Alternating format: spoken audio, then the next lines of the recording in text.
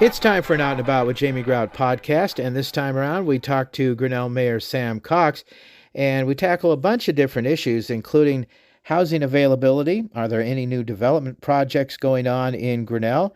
Also, development projects for downtown Grinnell.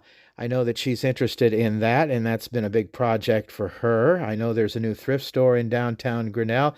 And also, I checked out the new Veterans Memorial at Central Park in downtown Grinnell, and it's looking beautiful. And we'll be talking about developmental projects for downtown Grinnell. And also, we'll be discussing staffing levels for public safety and emergency services in Grinnell, among several other different topics. So stand by for a podcast with Grinnell Mayor Sam Cox. But first, a word from our sponsors, including Grinnell State Bank. And at their Grinnell location, they're celebrating over 100 years for Grinnell State Bank at 814 4th Avenue. They have other locations in Johnston, Marengo, and Polk City. They have convenient online and mobile banking available for you too. And if you're not a customer yet, get started. You can open your accounts in just 15 minutes. If you're not sure what you need, check out Simply Banking and open your accounts online or in person at any of their 4 locations. They have financial advisors, loan officers, and insurance agents working under the same roof. They can get you set up with MasterCard debit cards, and they have no monthly fees on debit cards at Grinnell State Bank. Also, make sure you stop in and say hi to Brandy and the gang at B. Nicole Salon.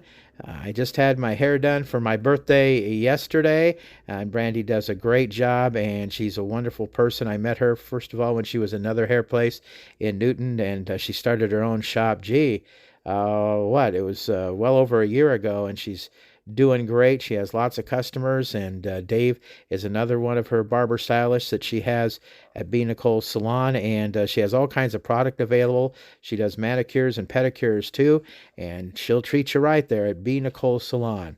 And with the mayor, I did my podcast and video shortcast with her at her establishment, Saints Rest Coffee House, and they always are kind enough to give me prizes to give away every Sunday morning in Out and About with Jamie Grout podcast trivia. It's a great place to hang out if you want a hot chocolate or a mocha latte or whatever kind of drink you may want.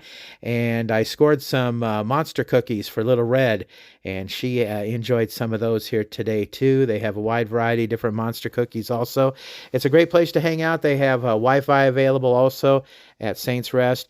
Head on over there and check it out. Saints Rest Coffee House in downtown Grinnell. It's time for an Out and About with Jamie Grout podcast, and we are at Saints Rest Coffee House in Grinnell. And I'm proud to say that they are one of the sponsors of the podcast and donate some really neat prizes every Sunday that we give out in podcast trivia, certificates to Saints Rest. They have all kinds of great drinks here and monster cookies, and I need to bring some monster cookies back to Little Red, my sweetie, and if I don't, I'm going to hear it. So I've had them plenty of times, more times than I probably should, but they are absolutely delicious. And they're gluten-free. They're gluten-free, and not only that, I am with the proprietor of Saints Rest and the mayor of Grinnell, the one and only Sam Cox. Thanks for joining me. How long have you been mayor now? I started in January. Okay, that's what I thought. So let's tackle some of the issues. I looked these up. I'm sorry I haven't been to the city council meetings, but let's talk about housing availability in Grinnell. I know that that's been an issue. Do you have any development projects going on here in Grinnell? So we don't have any new developments projects in the hopper. What they're currently working on are the single family housing and the townhouses on 11th. And I believe those are going to be up and running. The townhouses are, which are going to be rental units. They'll be up and running, I believe, by this fall. You should drive by there on your way out of town. So nothing new besides that. Okay. And I know, and we talked about this before you were elected mayor, that downtown business district is a big priority for you. And I'm wondering about projects in downtown Grinnell. Any development issues going on in downtown Grinnell? You know, I don't think that we have any downtown issues. I think that we certainly have some access to, I don't know if you're familiar with Melissa Strovers or if you've invited her on your podcast. So she specifically works And now that you've asked me, I cannot think of the name of it, but it's the Iowa Economic Development something. Yes, I did a podcast with her. Oh, yeah. She's fantastic. So she's always working and trying to find ways to help businesses get to Grinnell, Iowa, be it downtown or closer to the interstate. And Poweshiek County in general, too. Poweshiek County, yep, absolutely. She does. She goes to Brooklyn, she goes to Montezuma, she goes to Malcolm. Like, she is just kind of a be-all everywhere, just trying to help new businesses get to our county. So nothing new in the downtown Grinnell, Iowa area that I'm familiar with. But again, there's always hope. We've definitely got some open businesses, spaces downtown from some people that have retired. So hopefully, we're going to get fortunate and there will be some new people giving it a shot. Tell us about your new thrift store you have in downtown Grinnell. Yes. Have you been there yet? I have not been there, and I hope to do a podcast with them, but I've driven by it, and I know that it's new. Yes. So it's called Prairie Thrift, and they are I think they're trying to be more of a higher-end thrift store, if that's at all possible. It is very well put together. It's very well organized, and it's really nicely merchandised. Actually, one of my employees that I have had the pleasure of knowing for the last 10 years. Wren Fisher is who is running Prairie Thrift, and she does an outstanding job.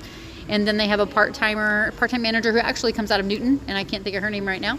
But the cool thing about Prairie Thrift is once they become debt-free, they are going to start using the profits from Prairie Thrift to roll back into the downtown Grinnell area, to downtown businesses, like helping them figure out ways to improve, whether it's their building or their interior, or help them, purchase new equipment. That's what Prairie Thrift is here for. They're here for the downtown business community. But again, they have to get to a certain point where they are debt-free, and the profits will be rolled back into downtown Grinnell.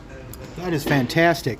Now let's talk about staffing levels at public safety and emergency service. I know that's kind of been an issue of the city council in the past. Is it an issue these days? Yeah, we're super fortunate. We just brought on, the last time you and I talked, or when I first started as the mayor, I think we were down to 8 on the police department.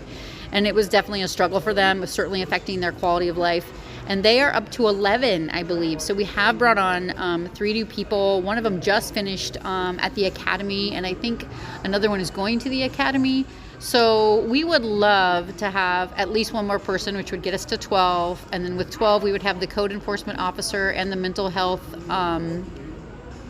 specialist. That's not the correct word, but liaison. Thank you, liaison. So that would get us up to 14 with those 2 as well. But we would love to have 1 more for sure, and if we could get 2 more, we would be thrilled. But the 3 that we did bring on certainly is going to be helpful for everybody to have a little bit more time and to help us better cover our needs. Property tax is a big issue, and the Iowa legislature took that on. And I know it's a concern of municipalities all over the state. So how did that affect the budget in Grinnell? That kind of came about obviously late in the game. Most cities probably would have had their city budget in place by the time they finalized that piece of legislature. And from what I understand, it's not something that's really going to affect the city of Grinnell greatly. We've been really trying to diversify our income streams, not being reliant on property taxes.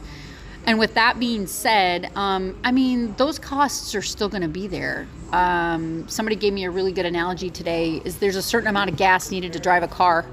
So it doesn't matter if you divide up where you get that gas from, you still need the same amount of gas. So if the state is making it so that property taxes seem less for the average person, it's going to be made up for somewhere else, because the city still needs the same amount of money to run the city services.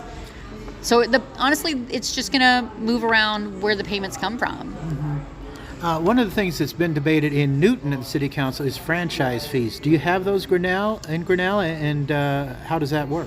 We do. So Grinnell has both the lost option, the sales tax option. Do you guys have that in Newton? You're asking the wrong person. I'm not that familiar with it, so okay. I'm not sure. Okay. So we have the sales tax option. We have the utility franchises. We also have those. And there's a piece that I'm missing. I just talked about this puzzle today. And the levies. So we are fortunate that, again, as we said, we've diversified probably a decade ago. The sales tax has been in place, I think, for almost, I want to say 20 years, and I might be wrong on that number. So we generate enough dollars from that Grinnell is sitting in a really good position. And again, if they were to make it so that we're going to collect less in property taxes, we're still going to be able to live up to what our citizens need for services. Okay, all right.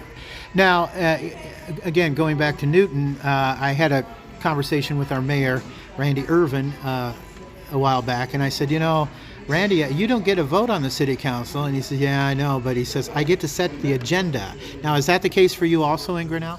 That is the case in Grinnell. I am the one that both runs the city council meetings and also, yes, put things on the agenda. So even if there's like something, for example, I had something that was voted down, I don't know, maybe a month ago, but I thought it was something that we needed to spend more time on and take another look at. And so I asked them to bring it back because I wanted to look at it again. I wanted to have another conversation about it. So yeah. And what was that?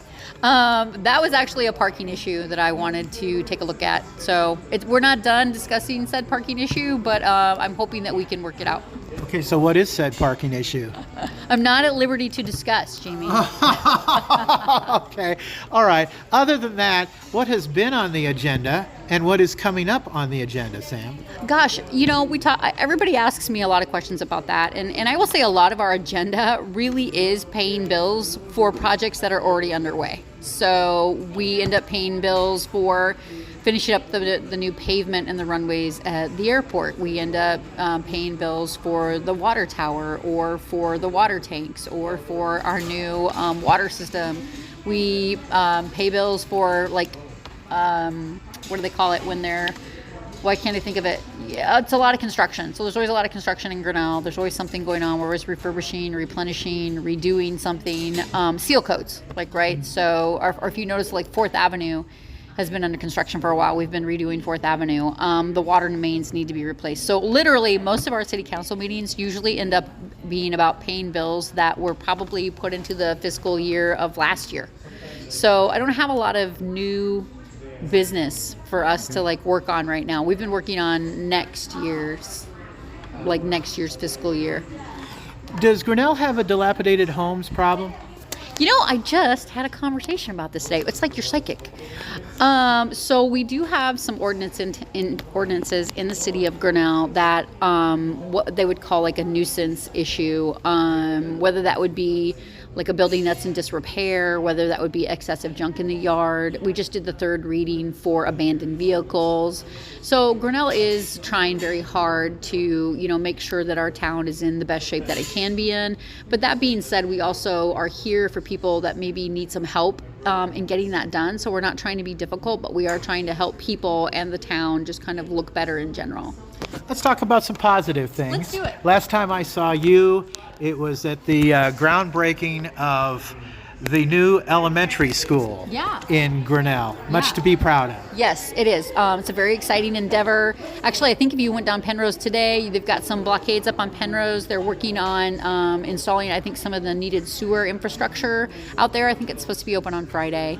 So we're working on that. I don't know if you read the paper, but as somewhere in the paper this week, or I don't know if it was in the paper on Facebook, the college and I think the Orange Park Foundation both gave a generous gift for the new elementary campus. So yeah, we're moving forward. That's great. Good deal. So the mayor position is kind of a cheerleader position for the city. I am not even kind of, but you are. Yeah. And so we have people listening to this podcast all over the country, all over the world. Let's talk about some of the things that you cheerlead for in Grinnell, Iowa. While I was not born in Grinnell, Iowa, I was raised in Grinnell, Iowa, class of 1987. I love our community. If I didn't love our community, I don't think I would probably still be here, would have settled down here, would have raised my family here.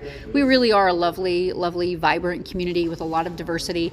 Just like any other small town in Iowa or in the Midwest, we are certainly all facing the same struggles, right? We all want to bring new business in. Manufacturing's become very difficult in the Midwest and also nationally. So attracting new businesses on everybody's agenda, but I really do feel like we have a lot to offer a lot of different places. I think we're a wonderful place to raise a family. And maybe in Newton as well, you see it where, kids go away and they get married and they start their careers and they start to have a family and they come home because they remember growing up here and what a wonderful place this was to raise their family. And so I just feel very blessed and fortunate that we are in a town that is still as lively and vibrant as it is.